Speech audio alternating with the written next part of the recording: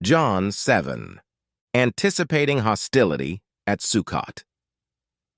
After these events, Yeshua was walking about in the Galilee.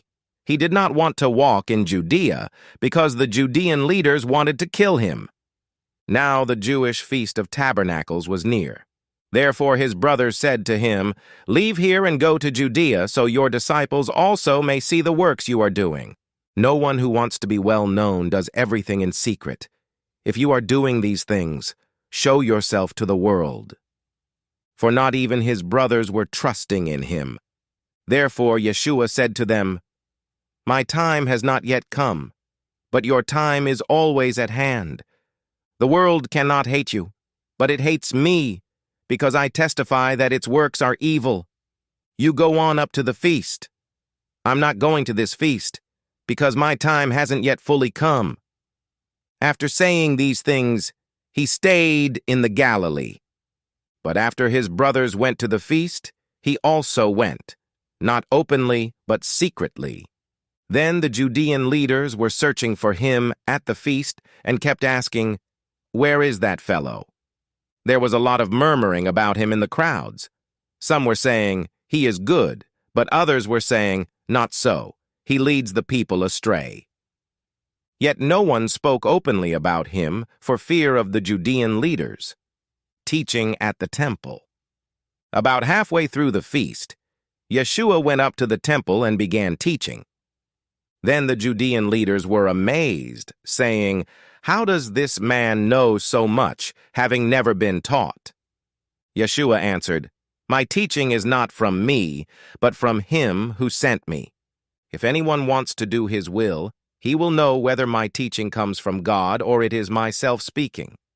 Whoever speaks from himself seeks his own glory, but he who seeks the glory of the one who sent him, he is true, and there is no unrighteousness in him. Hasn't Moses given you the Torah? Yet none of you keeps it. Why are you trying to kill me?" The crowd answered, "You have a demon. Who's trying to kill you?" Yeshua answered, "I did one good work, and all of you are amazed. Because Moses has given you circumcision, though it is not from Moses but from the patriarchs, you circumcise a man on Shabbat. If a man receives circumcision on Shabbat so that the Torah of Moses may not be broken, why are you angry that I healed a man's whole body on Shabbat? Do not judge by appearance, but judge righteously." Then some of the people from Jerusalem were saying, "Isn't this the person they're trying to kill? Look, he speaks openly, and they're saying nothing to him. Can it be that the leaders know he is the Messiah? But we know where this person is from. But the Messiah, whenever he may come, no one knows where he is from."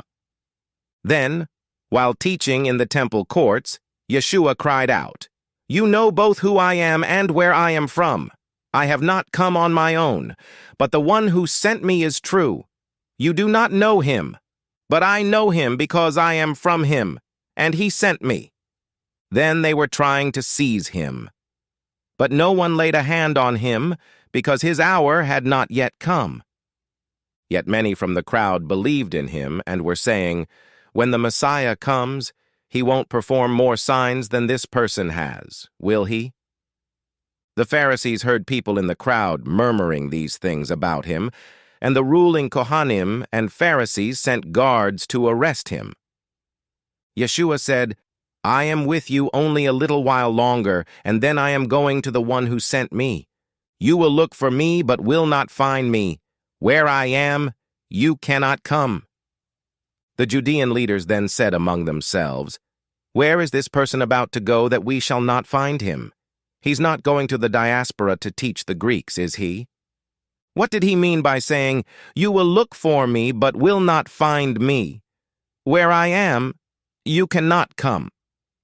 Satisfying spiritual thirst. On the last and greatest day of the feast, Yeshua stood up and cried out loudly, "If anyone is thirsty, let him come to me and drink. Whoever believes in me, as the scripture says, out of his innermost being will flow rivers of living water." Now he said this about the Ruach, whom those who trusted in him were going to receive, for the Ruach was not yet given since Yeshua was not yet glorified. When they heard these words, some of the crowd said, "This man really is the prophet." Others were saying, "This is the Messiah." Still others were saying, "The Messiah doesn't come from the Galilee, does he? Didn't the scripture say that the Messiah comes from the seed of David and from Bethlehem, David's town?" So a division arose in the crowd because of Yeshua. Some wanted to capture him, but no one laid hands on him. Religious adversaries. Then the guards returned to the ruling Kohanim and Pharisees, who asked them, "Why didn't you bring him?" "Never has anyone spoken like this man," the guards answered. The Pharisees responded, "You haven't been led astray also, have you? Have any of the rulers or Pharisees believed in him? No, but this mob that doesn't know the Torah, they are cursed." Nicodemus, the one who had come to Yeshua before and was one of them, said to them, "Our Torah doesn't judge a man unless it first hears from him and knows what he's doing, does it?" They answered him, "You aren't from the Galilee too, are you? Search and see that no prophet comes out of the Galilee." Then everyone went to his own house.